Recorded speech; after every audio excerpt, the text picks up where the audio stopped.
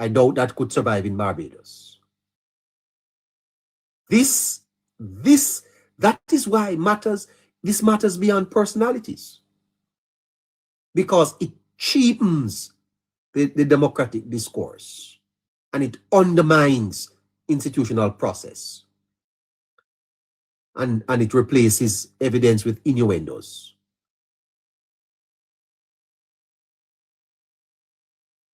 But you know what they say about opposition parties?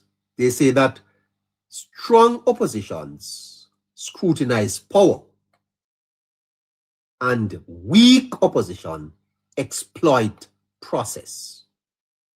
Ask yourself, is the opposition scrutinizing the power or is it exploiting the process? If you want to know if an opposition is really effective, look at whether they are scrutinizing power or they are exploiting the process. And by exploitation of the process, it also means exploiting the ignorance of the people.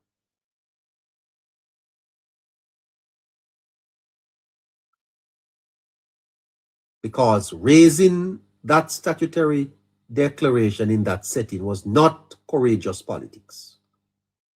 It was a calculated gamble that perception would outweigh proof. That's plain to the gallery. And in a democracy governed by the rule of law, that is not just bad form. It is profoundly dangerous. And the media in Jamaica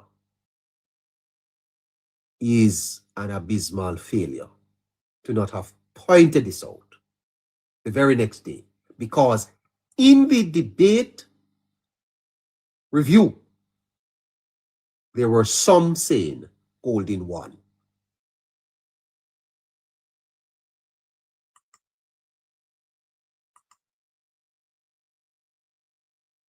I'm coming back.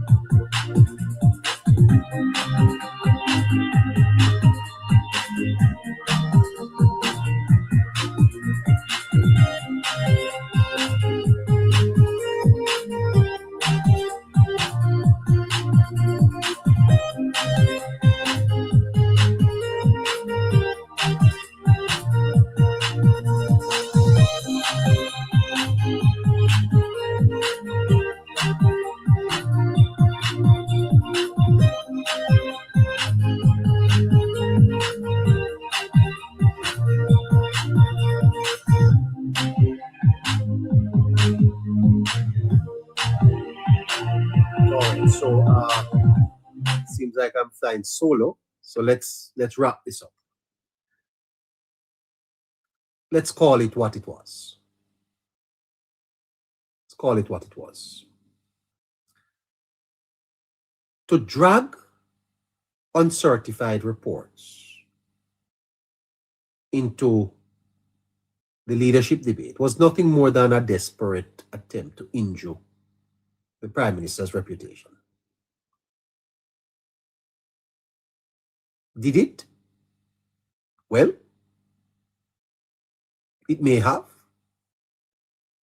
The elections were 35-28.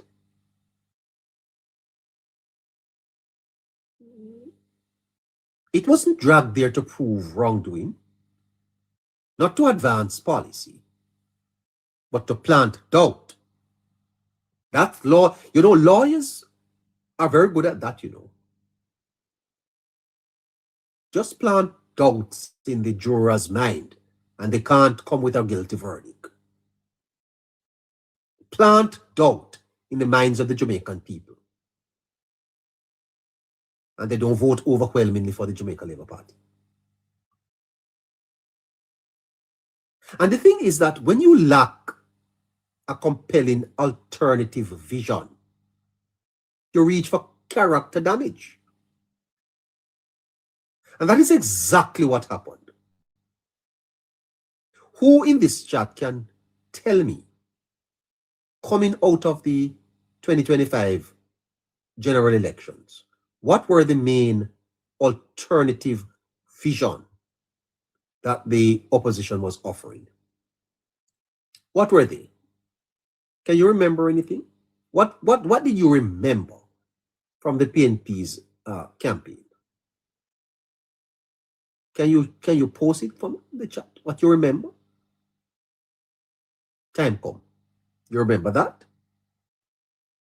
And one by one, them going to jail. I remember that. What else you remember? Do you remember any alternative policy? What was the PNP's plan for crime? Mr. Crawford, you're listening. What was the plan for education, health, infrastructure, paying down the debt?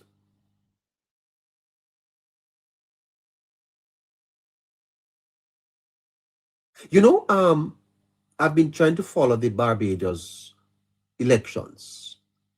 And there's a reason why I'm trying to follow it, because I want to see how Barbados conduct themselves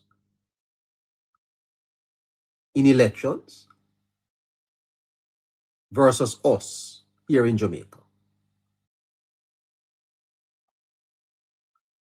You remember Blood and Fire? Yeah? When you lack, and that is why I'm saying to my team here on Politics Plus, my moderator, are you there? Yes, neighbor. Thank you. I'm saying to my team, Harry, Scratchy, don't mind the critic. Because when you lack a compelling vision, you reach for character damage. They cannot take on the show. So they are going for character. No man produce like us. Sit down and write notes like us so that people can listen. When you lack a vision, you reach for character damage. So when you cannot bring us down using your own stuff, then you start to go in the dirt. And that is exactly what happened. The aim was simple. Cloud the Prime Minister's standing, weaken public confidence, and shift the election conversation away from performance and result. Brilliant, but wicked. It is a brilliant, what is the word? psychological, philosophical.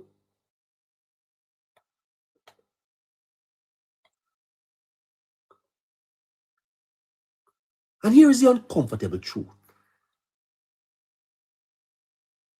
Here is the uncomfortable truth. It may have partly succeeded, you know. That is the uncomfortable truth, that it may have partially succeeded. The election outcome was 35-28. And that tells another story. A reduced margin, a closer context, a country more divided than before. That narrowing did not happen in a vacuum.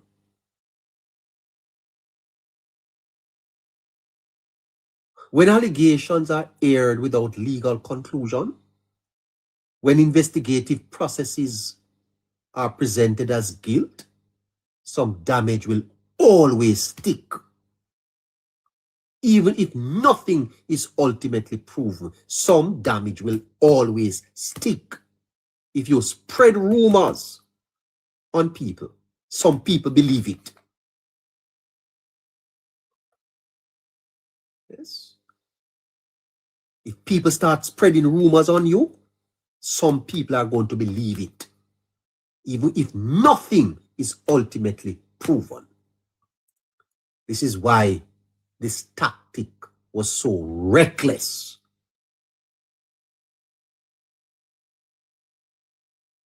Because it sacrifices fairness for short-term political gain. It gambled with institutions to score points, and it taught the electorate that suspicion is as good as evidence. Hello, Perry.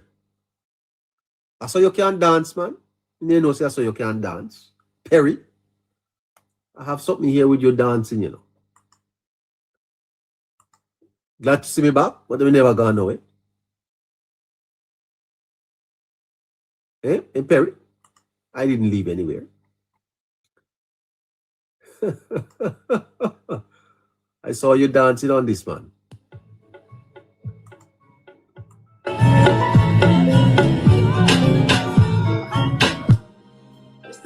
Hey, Perry, I see you can dance, man. I didn't know that you were a big dancer.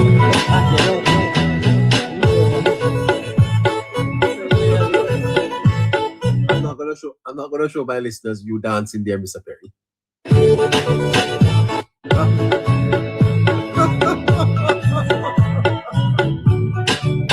boy, you're funny. By the way, I want to talk to you about your music career one of these days. I want to talk to you about your music career. I do. You have a nice little song there, Perry, but you have a line in there that you could do a little bit of work on. What the song say? What the song say? Boy. Yeah, it's a nice song you have out there, man. My brother. My brother Perry in Christ. Big up yourself. Anyway, the election outcome, 35-28, tells its own story. A reduced margin, a closer contest, a country divided. That narrowing did not happen in a vacuum, you know. Because when allegations are aired without legal conclusions, when investigative processes are presented as guilt, some damage will always stick, even if nothing is ultimately proven. You know that, Mr. Perry. I've heard many things about you, and some people believe. And maybe you have heard things about me, and some people believe. That's why your leader, Mr. Perry, was reckless when he went on the debate stage and raised the matter of the Prime Minister's statutory deduction. It sacrificed fairness for short-term political gain. It gambled with institutions to score points. And it taught the electorate that suspicion is as good as evidence.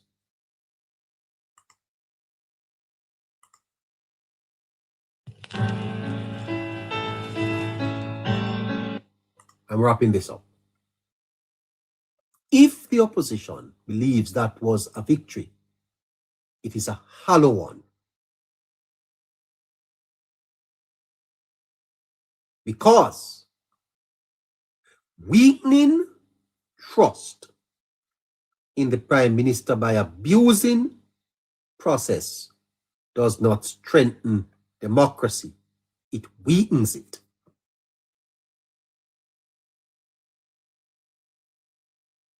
Elections should be won on ideas, leadership, and record,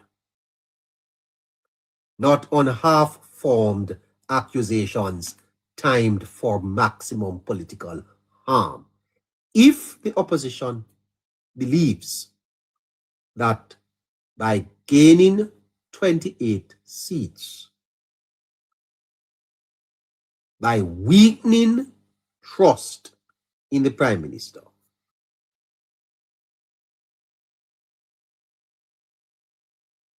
that it strengthened democracy, they are wrong. They weakened it. Because now democracy in Jamaica is as weak as ever, not stronger. You don't look at the parliament and say, oh, we have a strong democracy. Democracies are held together by institutions, trust in institutions. And so what the opposition did by the process by which they gained those seats were they partially destroyed Jamaica.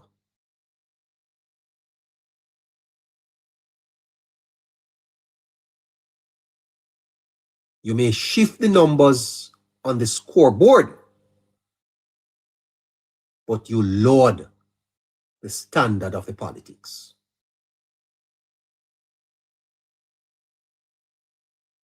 Your numbers look better, but the standard of the politics is low. It's like a man thief, rob from the poor to make his bank account look better. But in doing so, he has caused many to suffer. The scammers. And that is what I want you to understand. And therefore,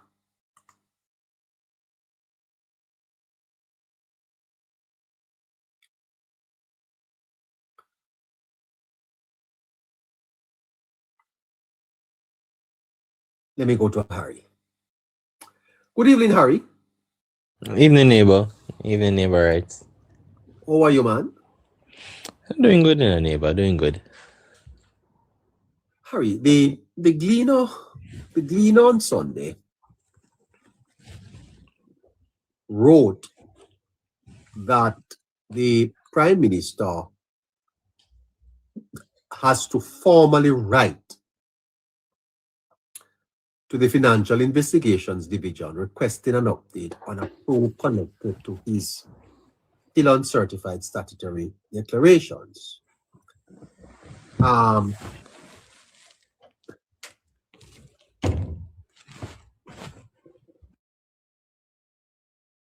you with me, Harry?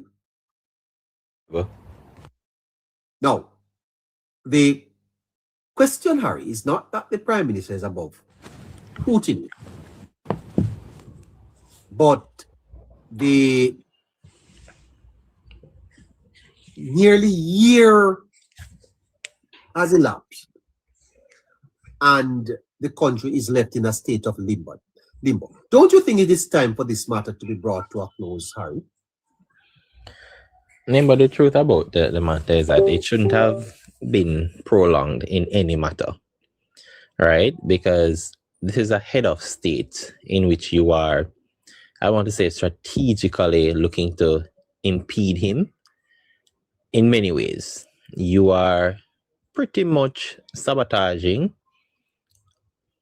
his character, his integrity, when you delay something of this sort, knowing very well what the results were of the investigation.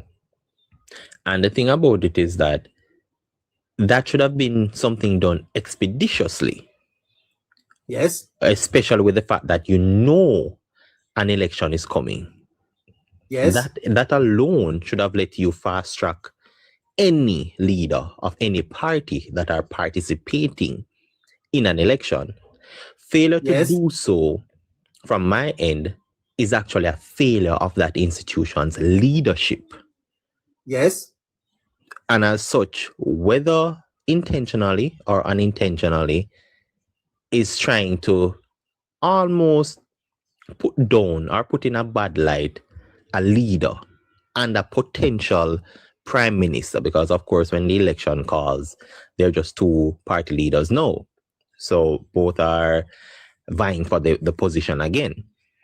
And it doesn't matter who at the time are the party leaders, you should ensure that something of this nature, sensitive nature, something that can also swing the tides.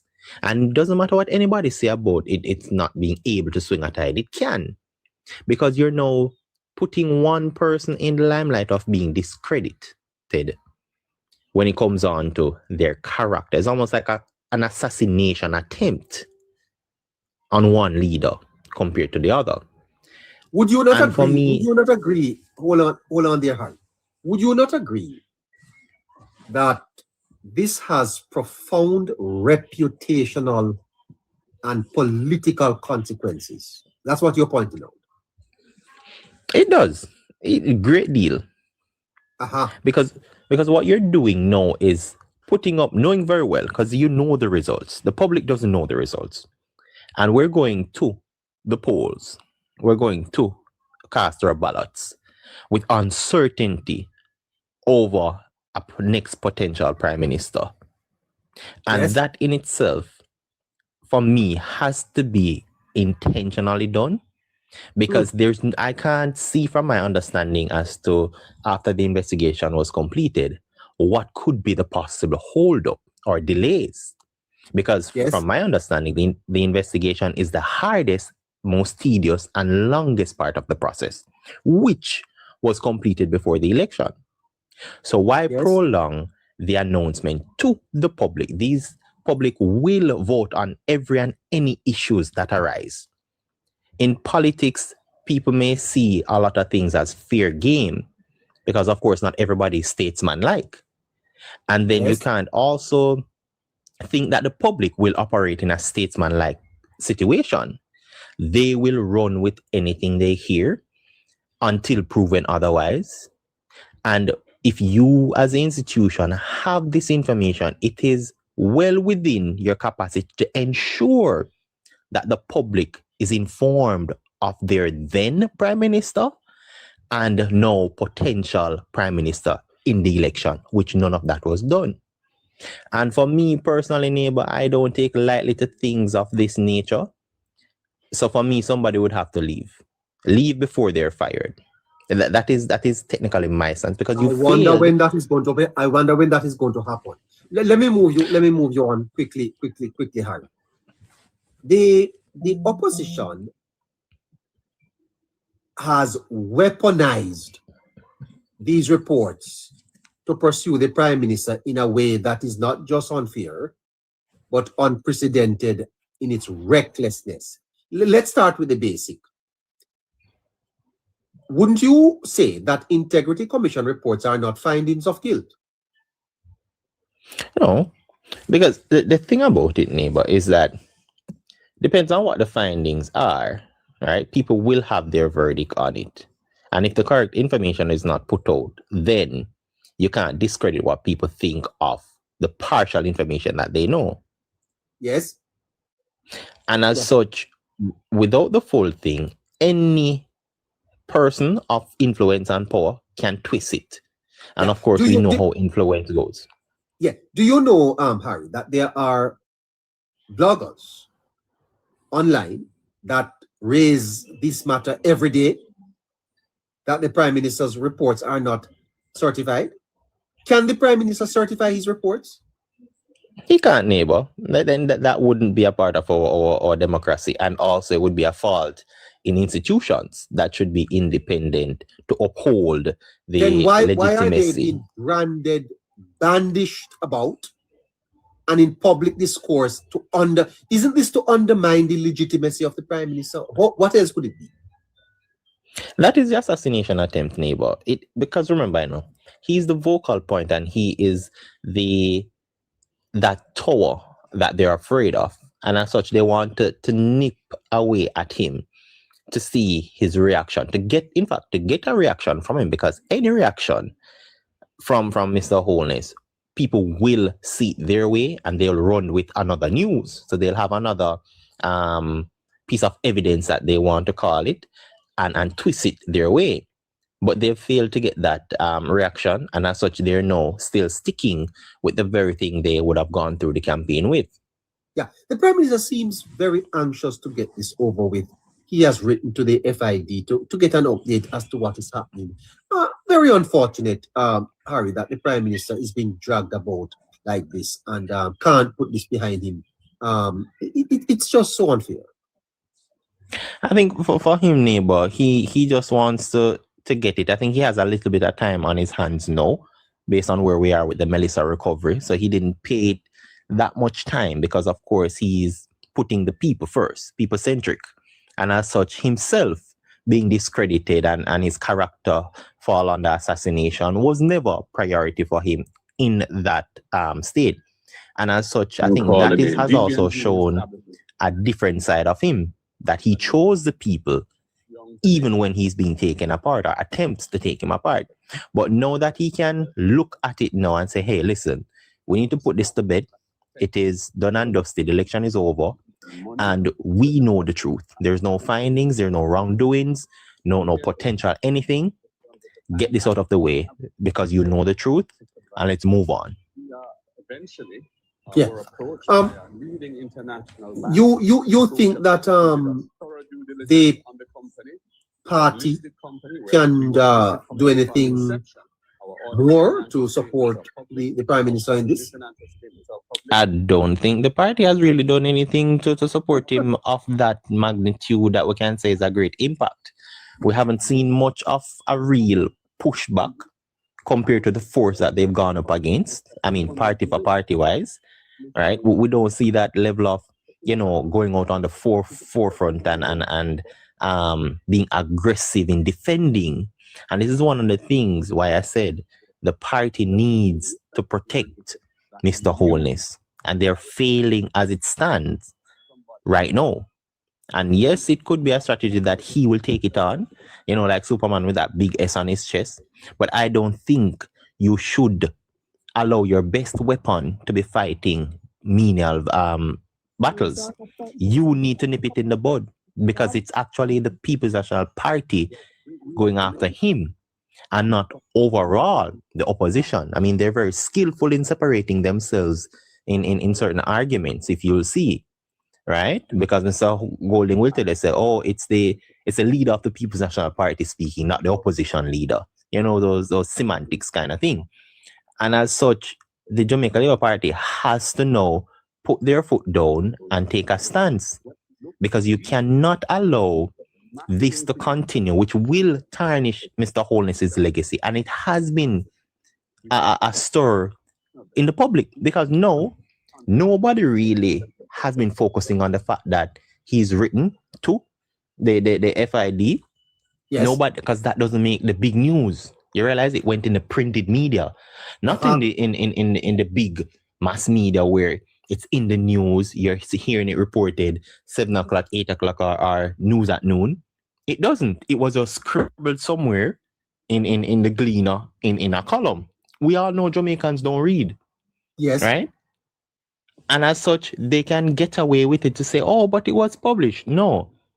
I'm seeing headlines easily, whether it is on these printed media, social media, and so on. We see other ridiculous news that should even make news, are big headlines. Why is this not on the same magnitude? And this is something George Davis has pointed out, I think a few weeks ago, almost 2 months ago, saying the same situation with crime. Everything was put in cartoon, set up and all of that, run with it when crime was out of hand, right? Cussing, pretty much bashing government and so on. But now that it is lower, we're not getting even 5% of that same effort to say good achievement. And it's the same thing that this media has been strategically doing, and very few people call them out, if much people call them out on it at all. And that's why I maintain we have a failed journalism society in Jamaica. Yes, very good. Let me take you a little bit deeper in. During the national debate, Harry, the opposition leader raised the Prime Minister's statutory declaration during the debate, knowing fully well that the related Integrity Commission reports were uncertified and unresolved. Was this not improper? And why was it not pointed out by the journalists there? But so for one, the journalists went there with an agenda almost, for me, this is my perspective, I saw one leader being fed simple questions, and I saw another one being interrogated. Because based on the nature of the questions and the double down, now I know personally that any government that is in power should and will face harder questions. It is known. But the questions weren't about governance. They were about his integrity and character, and they doubled down. One of the journalists even went as far as to use his follow-up questions to re-image and to restate a question that was asked before, just to get another reaction. So it shows that the media came out and they wanted to run with something specific, which was in alignment with the failed state of the FID not publishing the correct information and the Integrity Commission not publishing the right information for Mr. Holness, right? And at no point in time. Go ahead. Go ahead. Right. At no point in time, any fact checking was done. And this is one of the reasons why I think the People's National Party object to specific journalists, right? Who are actual good journalists, because they're there to get the truth and give you the facts. They objected to them actually coming there and asking questions. In fact, George Davis was one of the persons red taped. That's why he was only able to host and keep on saying time. That was the best they could have done. So it looks as if they aren't partisan.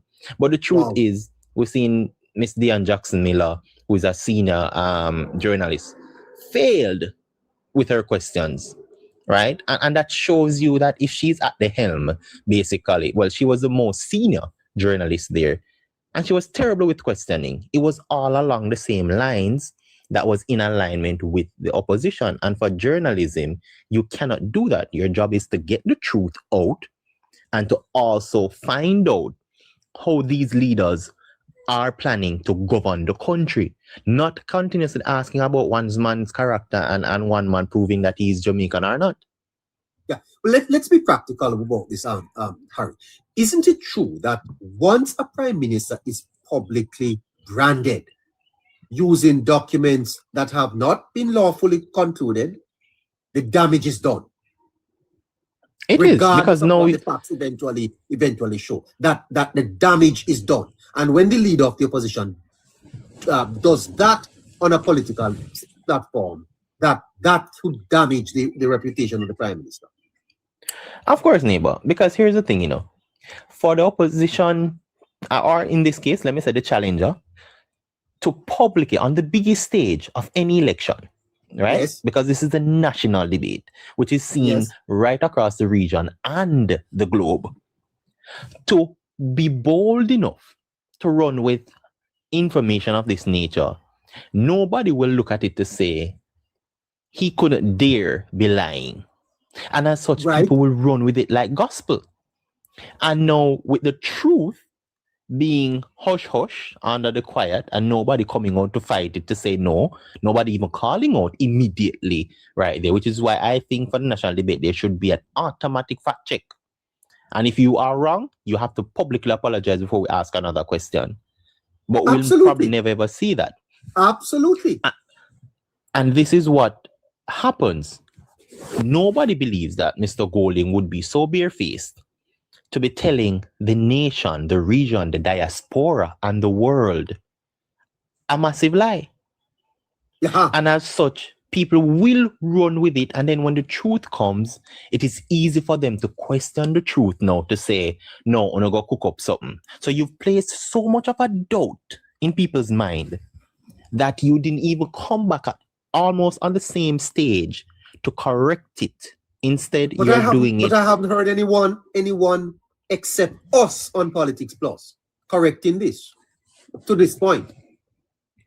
Because nobody, neighbor, is one, bold enough, two, informed enough, and three, in a sense, they don't have the cojones to do it, neighbor, because we aren't aligned to anybody. And as such, we can and we will continue to speak the truth and give the people the facts. Let them decide wherever. So you are saying that once that is done on that stage, the damage is done. It is.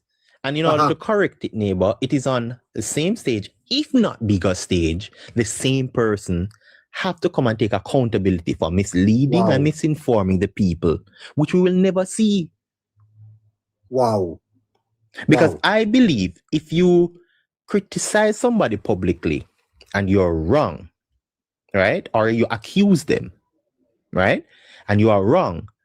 I don't think you should go and apologize to that person in private. You did it in a specific medium. You did it on a specific stage. That is the same magnitude you have to and the same energy you have to come with and take your accountability. But in Jamaica, we don't practice that.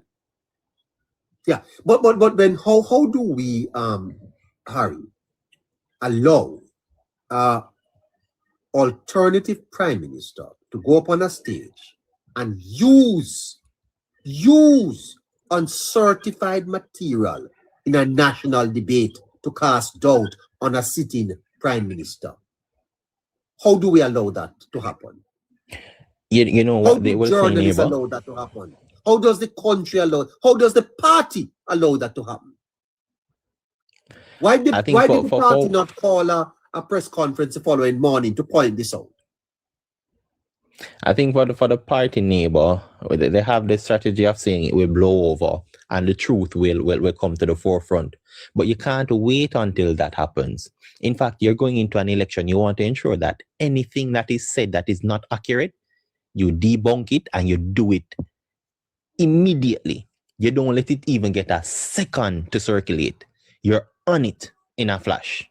Right? You can't sit by and say, yes, you're doing work elsewhere and all that. No, you attack what the public sees and knows. And that is what, because what I've seen, the neighbor, and I had to correct it even where I work.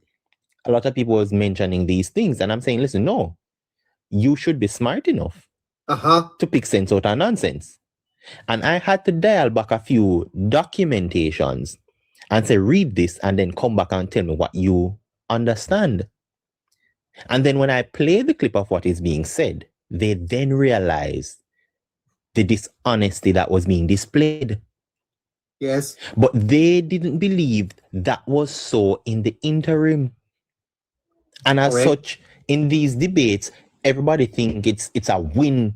It has to be a win-win thing. No, a debate should put forward the plans of whichever team and or leader has for the country. And then you can decide who has the better plans. In other words, uncertified declarations have nothing to do on that stage. Neighbor, the moment he presented it, it should have been debunked. It should have not even, as he mentions it, we should have had the media taking a immediate break and they cut that from it and stop it there. You don't let it reach the public. In fact, you don't let it reach the public and another question is being asked about it. Well, you're a sensible man. Hold on there for me, sir. You are the brightest on. That's exactly the point I'm trying to make. Moderator, give us a break, no? Do you have any announcement, moderator? We're coming back to that. No.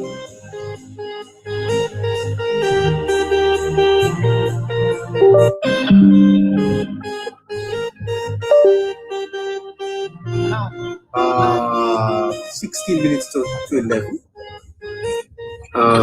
Help us, moderator. Hi, neighbor. How are we looking? Neighbor, I'm asking 10 of our listeners to donate $20 each to Zelle or Cash App.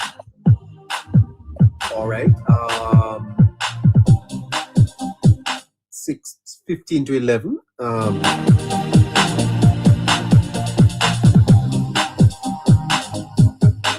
a fantastic discussion we're having here tonight.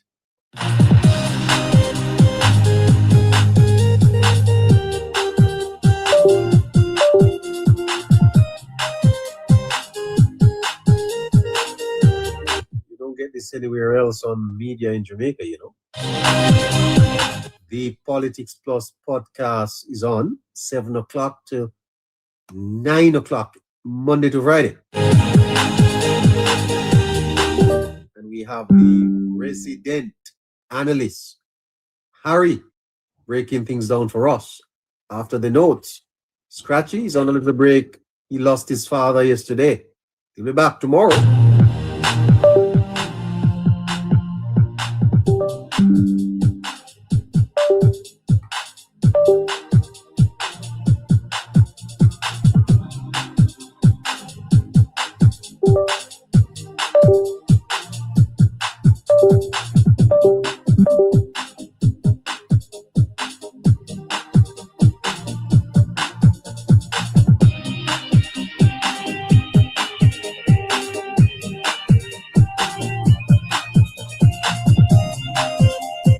So we are asking you to jump on the Zelle account now. Let me see if I can. 954-635-8732 or the Cash App, which is in the chat. Look there in the chat. Now you're going to see that coming up. And you've got 4 minutes to make that happen. We're bringing back Harry shortly.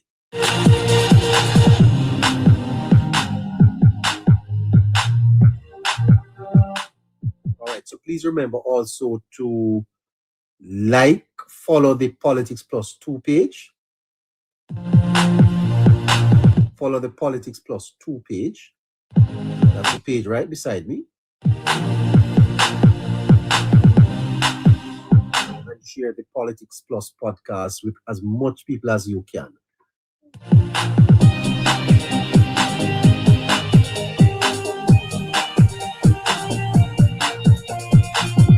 Help us to build back stronger and stay longer.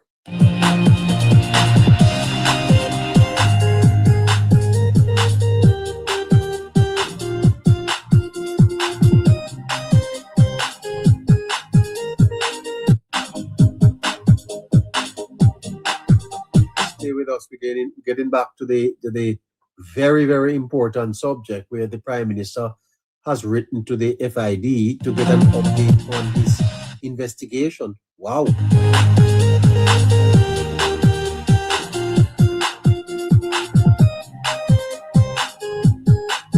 The Zelle account, for those of you who are looking for it, is 954-635-8732.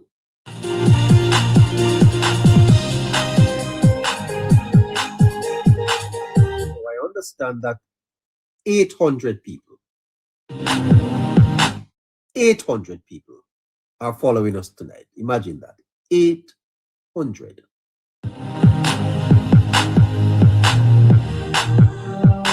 Just got a little report here that the numbers tonight are staggering in terms of people listening.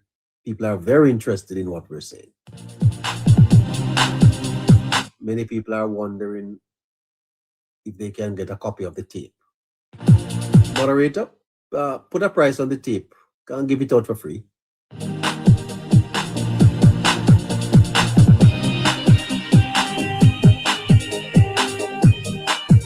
Now, 876-858-9553 is the WhatsApp number.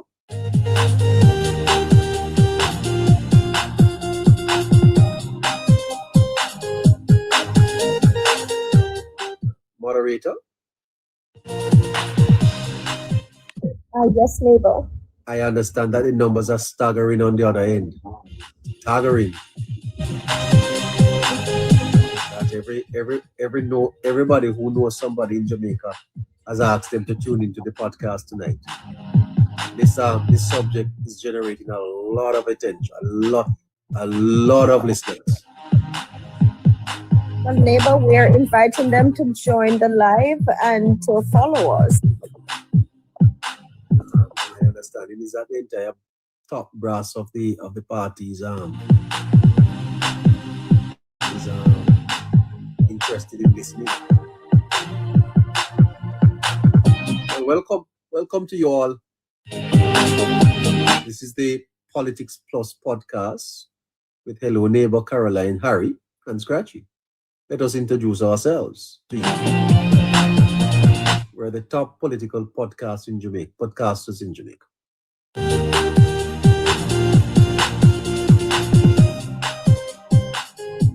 Your neighbor is in Jamaica. Harry, he's in Jamaica too. Caroline is in Florida and Scratchy is in Canada. Together, we do a show between 7 o'clock and 9 o'clock, Mondays to Fridays. We come on sometimes on a Saturday, and we're here 4 o'clock on a Sunday, okay? And we talk politics. Politics, yeah.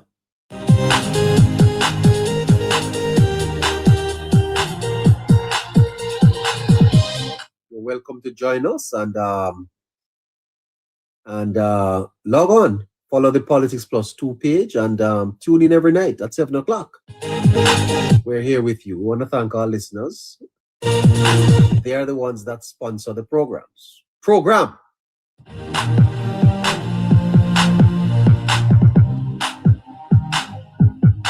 Right as we speak, we are asking our listeners to help us to cover tonight's program.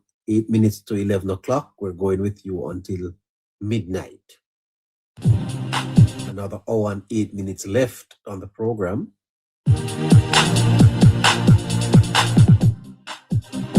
We're doing a long shift tonight, because we were here at 5 o'clock and we left at 7 and we came back at 9. You like that, listeners? Well, you're going to have to keep us going until 12.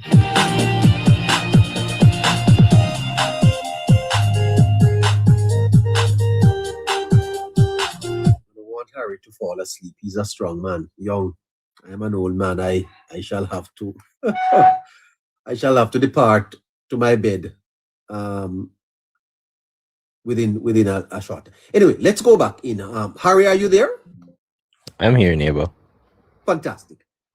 What we've been saying, Harry, is that the damage was done when that was brought up on the platform, and it should not have been allowed. That's what you're saying. Exactly, neighbor. It shouldn't. And it is not just up to, and I want to let it clear, it's not just up to the party to have ensured that this didn't happen. Yes. Before it even came to the party's level, it should have not happened if the FID had done their job before the election.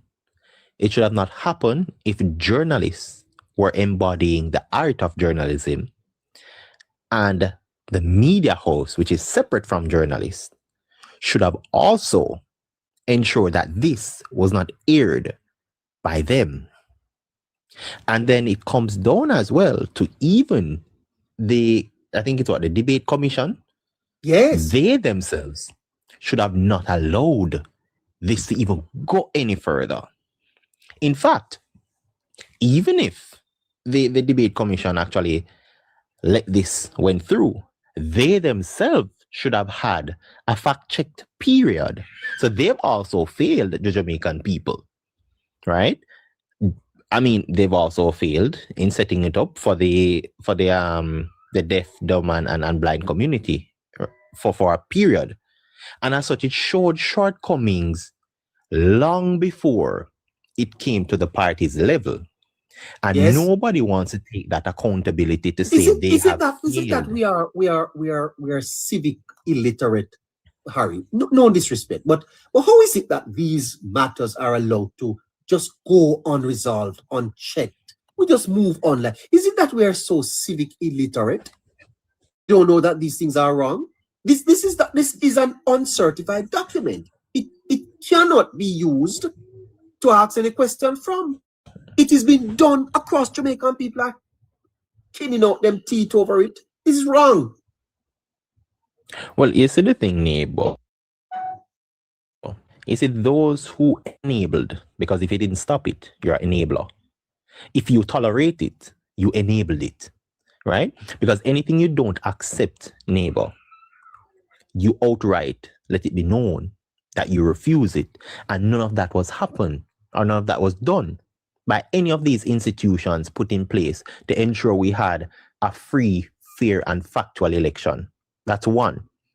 Two, this is still a part of our democratic process. And this is, for me, an undermining of that said process, because all these institutions have the job to ensure that they give the electorates the accurate, factual information to think about, to meditate on, and then make their vote.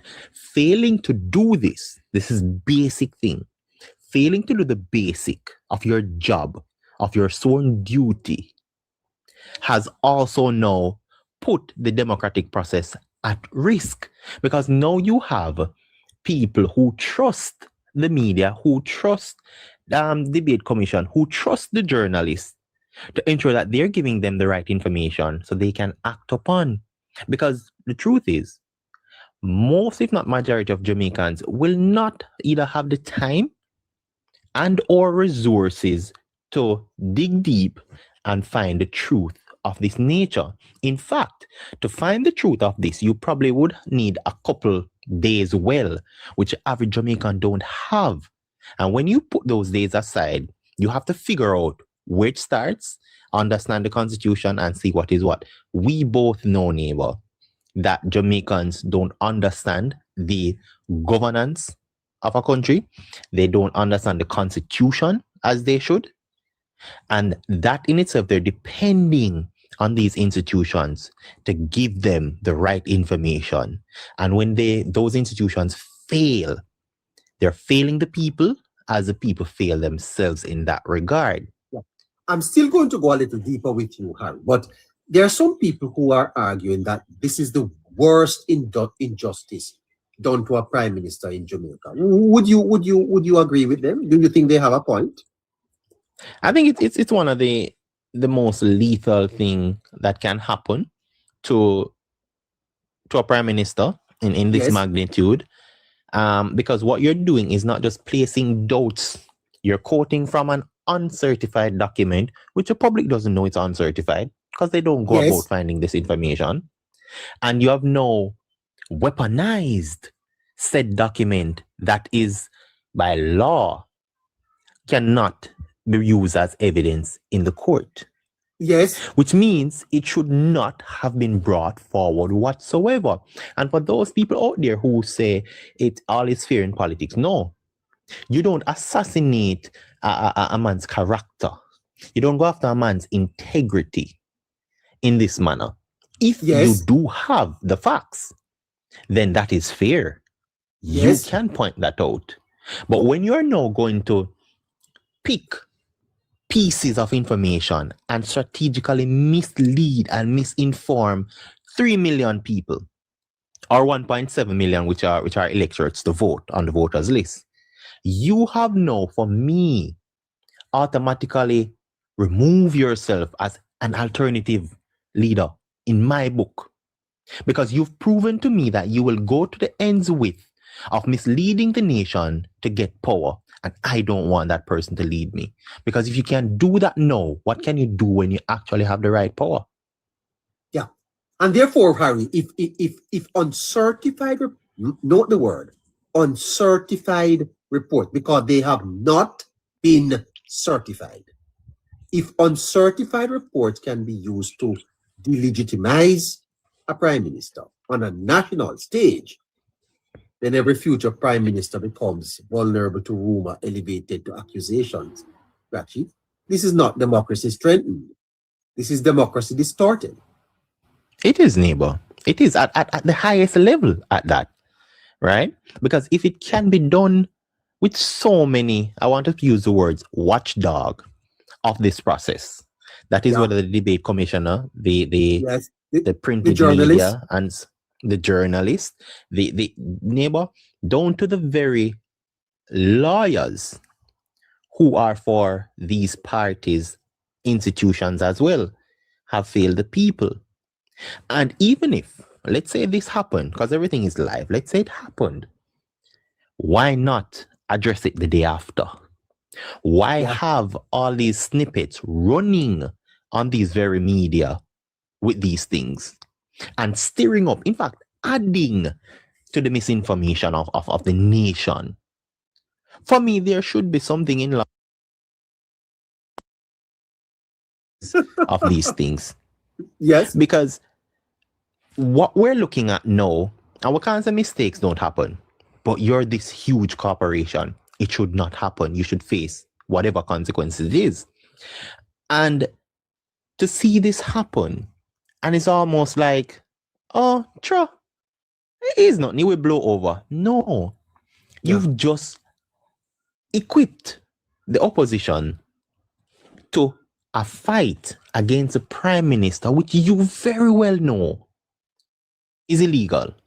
It has no basis, no legal basis to come up anywhere. And as such, you should have nipped it in the bud when you realized what was happening.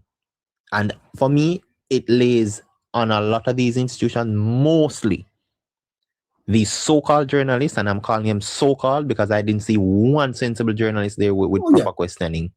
Better half right? A bit of half with them. A bit of half with. and I'm laying it at the civil groups as well. I'm laying it. Yeah. Oh yes. Oh, absolutely. But by the way, Harry, when you lack compelling vision, then you reach after people's character. You know, people who can't debate tend to cuss, you know. Yeah, a loud noise and yeah. Yeah. And that is exactly what happened. The aim was simple, Harry. Cloud the Prime Minister standing to weaken public confidence and shift the election conversation away from performance and result. And here is the uncomfortable truth, Harry. It may have partially succeeded. I would say it not even partially, neighbor. Right? I think when we look at it, it still placed doubts in a lot of Jamaican mind. Right? I hope that as they told me that the party is listening, because this 35-28 result is probably related to this, you know, Harry. It could easily, neighbor. In fact, it's not even so much a 35-28. I'm looking at the potential voters, not seats. Oh, you mean those who didn't even show to vote? Those who didn't go vote, because if I was going to vote for Andrew Holness and Jamaica Labour Party and his integrity and character is in questioning, then I'm just not going to vote. And as such, that 3% is what? 3% decrease. We can do the math, and that's a significant amount of persons who didn't vote. Because, neighbor, when we looked at the potential numbers going forward, And I would have said the Jamaica Labour Party, from what I've seen, have actually gained over the last 2 decades of elections significant ground in terms of persons who comes out to vote for them. Yes. This election was a slowdown based on that trajectory. And this very well could be because Mr. Holness was being questioned. And what makes it worse, in a neighbor, is that it wasn't just that Mark Golding said what he said and got away with it. The journalists doubled down, which in people's mind, so much people can't tell lie on one man. Absolutely. So you had it on the political platform. The bloggers are doing it, and it comes on the debate stage from the leader, and the journalists are doubling down on it. Amazing stuff. Amazing stuff. Harry, the narrowing did not happen in a vacuum, Harry. When allegations are aired without legal conclusions, when investigative processes are presented as guilt, some damage will always stick, even if nothing is ultimately proven, Harry. Damage done. Neighbor, some damage will be irreversible, right? Because the worst thing you can do is put doubt into people's minds. Even if you come with the facts, they will doubt that facts after. And in fact, you have a time frame to produce the truth before those allegations and those lies seep deeper. Yes. Because look at it this way. Edward Seaga is the most demonized prime minister in the history of Jamaica thus far. Yes. The things that are said about him, to this very day, there is still people in his generation that runs with it, despite being debunked, yes, despite giving the facts and the truth. And as such, it is no different because the time has elapsed for you to correct it. So you have a time to nip it in the bud. You have just enough time to give people enough to think about both the doubt and the truth. And then there's time elapsed, which means it has already taken root in the minds of people. And that is something you can't remove no matter how hard you try. Because they will always, in fact, because of how many high-profile people, journalists, institutions, and so on, have doubled down on this, it leaves the people to question, why would so many institutions, they have integrity too, why would all of them come and say, this is so? This one document, regardless of where it's coming from, still doesn't remove that doubt in my mind as a person. And that is how the average Jamaican thinks. So no matter what, even when Mr. Holness's certification comes through, people will still put the doubt because the damage has already been done. And it will take years before it's being removed, if it is ever being removed. Very, very good. Very, very good. And Harry, hold on there for me. Let me go to a couple of the callers. Moderator, I understand that the call list is very, very long. Can you put them up for me? Let me see what they have. We have Harry with us. Andrew Bell, you're first. Go ahead, sir. Hello, Mr. Bell. Open your microphone. All right. So Harry, are you still there? I'm still here. Yes. Okay. All right. So the political result, therefore, saw a narrowing, and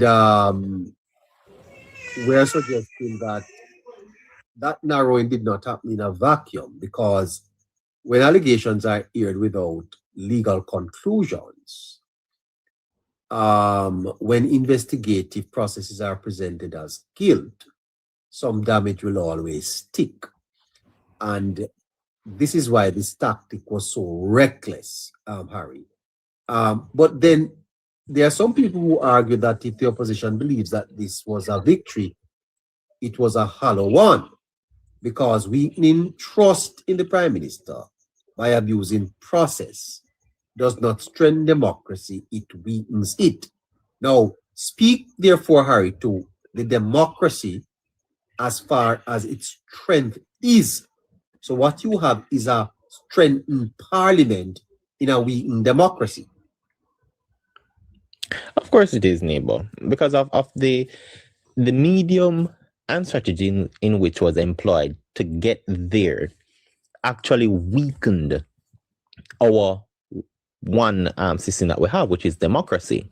And what I mean by that is the institutions, the process, the procedures, the lawful things that you can do in an election campaign and in an election mode was thwarted. It was weaponized. It misaligned with the very purpose. And also, you have now diminished the trust of the very people who are the strength of this democracy. Because the truth is, if the people doesn't exercise their right in the democratic process, then it weakens more and more. For example, Mr. Golden stated that this is a minority government. Yes. Truth is, if this is a minority government, he is a minority opposition. But he will not accept that because, of course, he's 400,000 strong, right? And what you do and what it takes for you to get that quote-unquote power, because I think 28 seats let him think it is more powerful. But they know what they've done. They know all the tricks that they've pulled out. I mean, one person was bold enough to come and apologize, which is Mr. Dayton Campbell, right? Which I think him doing that, regardless of what undermining and underhand thing is happening with him for political power in the future, it shows that he has more, I would want to say, forthright. He has more gall, a little brazen to do it, but that is more than what the opposition leader has. And that says something about the overall process that they took and route that they took to try and get victory in this election. And I know they will say they gained 14 more seats and they're now 28 strong and all of that, but you're still the opposition. And the people didn't really see you as a viable opposition in the process if you did it the right way. And for those people who think there's not a right way in politics, there is. Because politics and an election does not happen without laws and regulation. Now, because Mr. Golding and his team understands these laws and have people institutionalized strategically over years, decades, they're able to not just bend the rules, because you have to understand them to bend them, right? But they broke the very laws. They utilize and weaponize the laws in such a way where the very people who does not understand their civic right and does not understand the full process are easily misled. And so much so that they have not realized that it is a diminishing of the social fabric and construct of their own democratic process and their own democratic right that is being etched away, being nibbled against. Because what is going to happen, they're going to continue to do this as much as possible. So they're like a kid. A kid will push the boundaries until they're disciplined or caught. And if there's no repercussions for that, they will continue to push the said boundaries a little further. And that is exactly what was displayed in the last election, more so than any other election in the 2000s, right? Because we've seen poor elections, but this one was extremely poor. In fact, it's one of the worst in our history.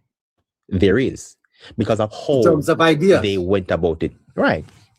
Because this election wasn't about well, for the Andrew Holness administration, it was about performance, right? For the opposition, it wasn't about providing an alternative perspective and strategies and policies for the people. Because the truth about that, it didn't hold water. Whatever they put in the manifesto couldn't hold up. People may say I'm being biased. All right, for example, I'm still waiting to know how they would have funded the 3.5 million for the threshold. The same opposition that fought it to bring it at just over 1 mil, they fought it at 1.5, they fought it at 1.7, 1.8, 1.9, and all of a sudden wanted to go to 3.5 and couldn't tell us. The great mathematician that Mr. Crawford is could not have given us the figure. Is he really? Well, he's the best mathematician they have, right? And he couldn't give us how it would have been funded. In fact, they were hoping on the backs of the said 1% growth, approximately, the economy had at the time. They were putting everything on that 1% growth to say they'll move it forward, but no real way to how it will accomplish it. And in fact, that was their biggest thing running. And they couldn't do the simple calculation to realize that, hey, it wouldn't work. Yeah. And it shows that. Yeah. Sorry, Harry. In the 13 minutes that we have left, you know, Harry, I got a feeling that never before has a sitting prime minister been subject to such sustained political assault. The elections are over, Harry. And every single day online, on social media, they are attacking the prime minister. And the attacks are not built on any court rulings or proven misconduct, but on a process that is still in motion. Harry, when is the society going to respect the rule of law? When is the society going to observe that a man is to be presumed innocent? When is the society going to be fair? When? Why are we like this, sir? This is dangerous, you know. Because it erodes confidence in institutions, Harry. It confuses investigations with guilt, and it teaches the public that perception matters more than proof. We can't condemn people on perceptions, Harry. It's a cultural development around the political arena, neighbor, where we've put every politician to say they have done something wrong or they must do something wrong, or it's just a matter of time before we caught them in doing wrongdoings. That is a nature that has been developed for quite a while. And as such, it is one of the very few nations in this world that forces you to prove innocence rather than guilt. Yes. Because in the court of law, you prove guilt Harry.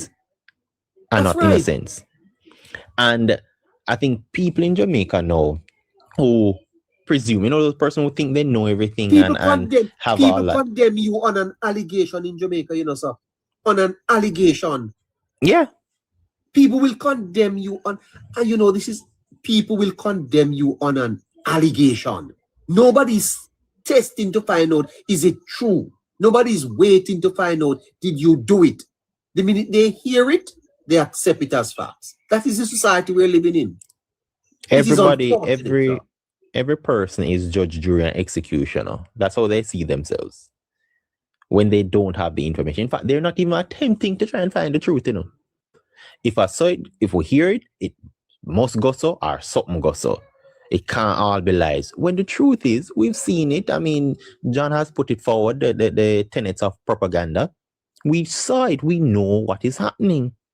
But because the very institutions that should be holding up this process, neighbor, who should be fair, factual, and truthful, have failed the people, and the people with no true direction of knowing how to get this information for themselves and deciphering it, because that is the most important part.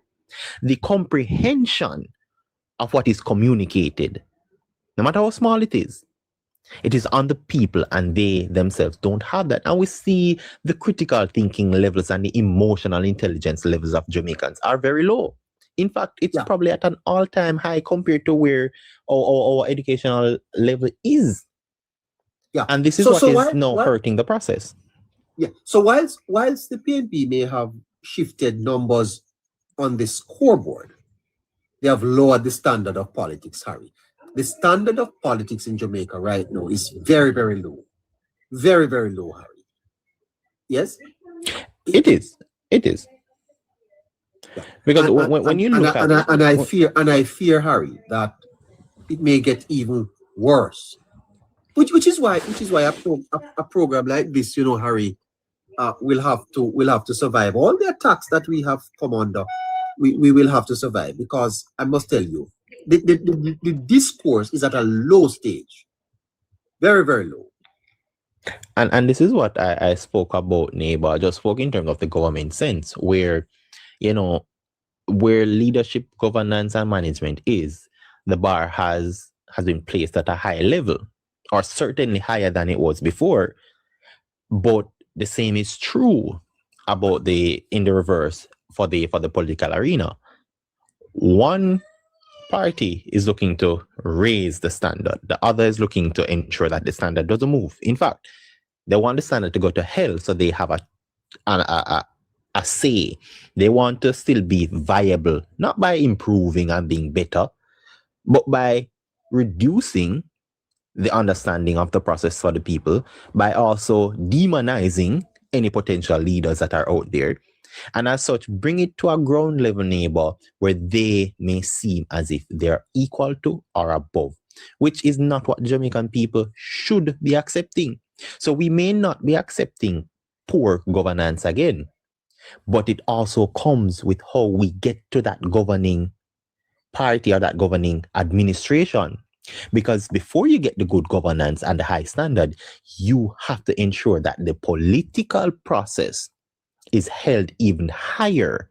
That way you can get the best that is available to lead you into good governance. Yes. I don't think we have time to cover the Joyland Silvera reportedly pleaded guilty to the lesser offense of manslaughter in connection with the death of his wife, Melissa Silvera. I wanted to point out to the listeners the political implications of this. I think we probably will have to run on that tomorrow. But a very interesting development in that case, Harry. It is, neighbor. I've looked into just a few parts of it, because this it's a plea deal, really. Yes. Right? Just out of thin air simply means a few things, and just one of them I'll share. The prosecution may have too strong of a evidence that they may have, taunted around a little without showing their hand. And as such, the defense, who is crumbling a little, may not be able to withstand that potential evidence coming forward, because they themselves don't know what is coming, and they also don't think they have enough to stand up to what is coming. So would I be correct? I be correct that it is likely that the prosecution will accept the plea, that this would be some negotiating taking place behind the scene? It will. They'll more likely do it for a civic way, for what they want to call more civilized aspect. But I'd love for it to should have, well, for me personally, I would have wanted it to go to trial and do the full course. That my tax out, that for me would have been taxpayers' money well spent. Yes. Because I don't think we can do it for other accused and not somebody of this profile. The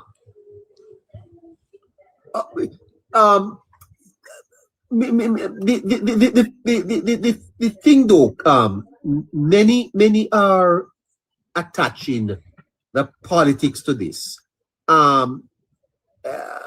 Any serious violent crime involving a former parliamentarian raises questions, though, Harry, about judgment, leadership, and the political culture. There is a sense in which the opposition, not personally, but it looks bad on them. Of course it will, neighbor. You can't, because he's a high profile person in the party, you can't a former member of parliament. Right. At that level, serving more than one time. To now be admitting to have committed manslaughter is significant in our culture and our history. It is, and I think him being quote unquote made an example, and this is why I said I wanted to go to full trial and not just accept a deal, is that it would strengthen our judiciary process, and I think people will now believe in that process more. Here's why. In Jamaica, there's a thing that there's one law for the poor man and one for the rich. And this going to the full extent of a trial and the outcome being the outcome I anticipate it to be would have almost reinstated it to the average man that, hey, there's no longer one law for poor man and one for rich man. The playing field has now slowly being leveled, and as such, we can trust the process again. That is a statement for me, if it had gone the full trial, would have made. And I think it's a bold statement to have been made. The whole matter of any injury though to the reputation of the PNP, do you see this case hurting them in any way? Would you think that this is a personal matter for Mr. Silveira, or do you think his association with the PNP will in any way affect perception of the party? Well, I can tell you this, neighbor, because both parties are judged separately, right? Yes. They will do enough, including the media, because I'm not leaving them out of this. They'll do enough to kind of segue and move Mr. Silveira political affiliations out of the limelight. They will how can you do that when he's a former member of parliament of the party? What they'll do is look at the time frame in which this has been going on and how long he was there before this evidence came up. And it's so the optics, you don't think the optics are damaging? It will. It will have some impact on it. But what will happen, neighbor, that's why I said this is really two outcomes for two separate parties. Because I can tell you, had this happened to the Jamaica Labour Party, we wouldn't be hearing low vibrations about it. It would front page, left, right, and center. Right? You're saying that that the PNP tend to be judged lesser on these matters like this? They aren't judged by the same standards, neighbor. We've seen it on all levels, right? In fact, look at the alleged thing with George Wright, all right? Yes. And look at what the Women's Right for the People's National Party, they came out in numbers, want to organize march and everything. But then the shoe fit on the opposite foot for them, and they went missing. There's no media covering it at that level, all of that. So we see how, in fact, the People's National Party get a slap on the wrist because of how institutionalized their members are. Because, I mean, we know they have people in specific areas. It will take some time to remove those people, because I don't, for one, have a problem with the institutions that they head. I have a problem with the management of the institutions, right? That they have infiltrated and corrupted. That is my problem with it. And as such, they will always find a way to kind of brush it under the carpet until we're ready to clean house.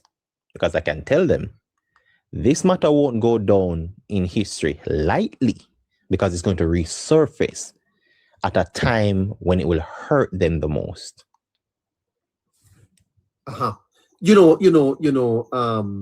There's a bit of sadness in discussing this, Harry, because this woman, wow, I tell you, it's a very sad case. Harry, this is it's a couple, and the man is now coming out to say,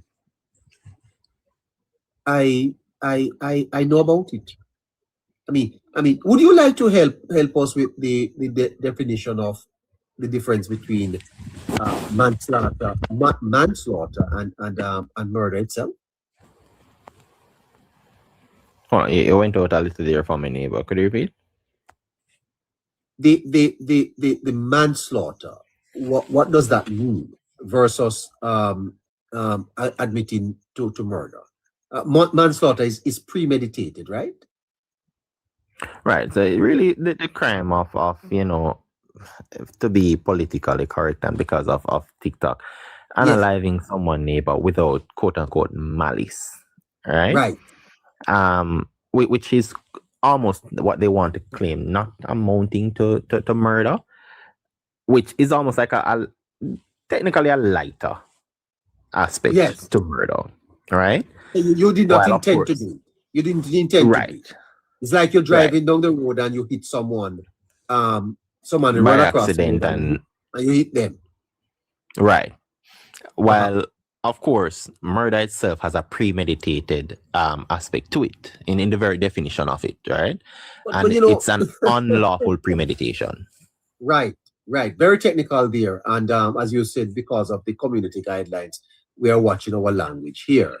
But I don't see how. Anyway, I probably it's gonna be tough to see how manslaughter is accepted here, because the fact of the matter is that the woman lost her life by. But anyway, it could be said that there was an accident or the gun. No, don't even know what to say. I'm so careful. Went off and you know. Right. All of that, and that it was an accident. But we will pick up some of this tomorrow, Harry. Thank you so much. And definitely, neighbor, definitely. And I think because I was out for a little while. I don't think we covered the press conference thing regarding the health ministry. No, not at all. And I really want to delve into Mrs. Birchall's response to the PNP's, to the question about the PNP's money. So I think probably tomorrow. Definitely, Neva, because then we have Parliament. Then we have Parliament. I think some of these things will come in Parliament, so we may have a cross-segment aspect of it. Because I really want to ask Ms. Birchall, why should we await the People's National Party audited financial statements to know what happened to the money? Imagine such an answer. This afternoon I was asking who is training this lady to talk. I don't think she's making much sense at all. But the tricky thing about it, neighbor, is that either it is Miss Birchall or Mr. Golding has muzzled Mr. Jackson, who is rather the leading person for the relief. But he has not been able to speak on this matter when he is the person tasked to lead it. Yeah. Miss Birchall is saying that we have to wait on the PNP's audited. When are those going to come out, sir?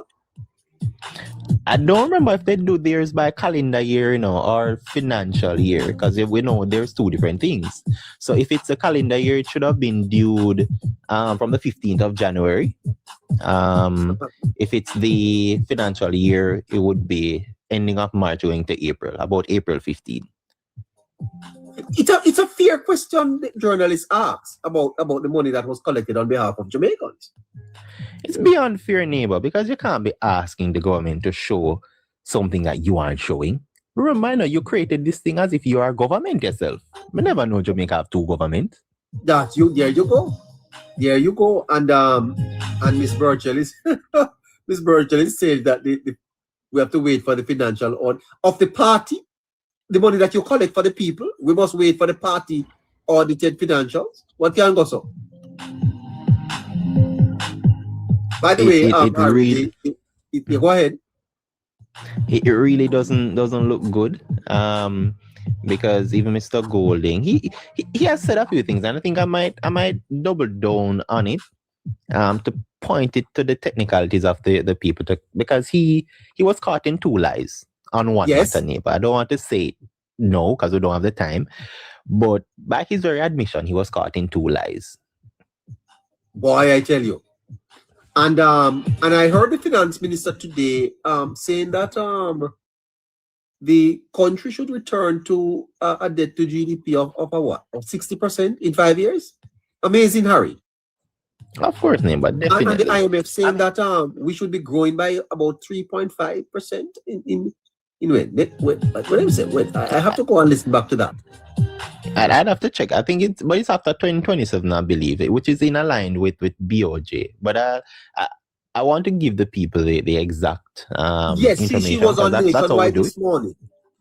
Yeah. So we produce tomorrow for those, eh? Definitely, neighbor. All right, then, man. Have a great night. Same to you, neighbor. Caroline, I'm not getting any giggles tonight. Oh dear.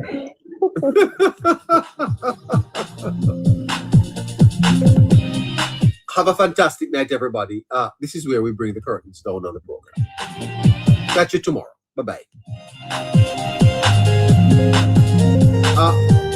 Moderator? Yes, neighbor.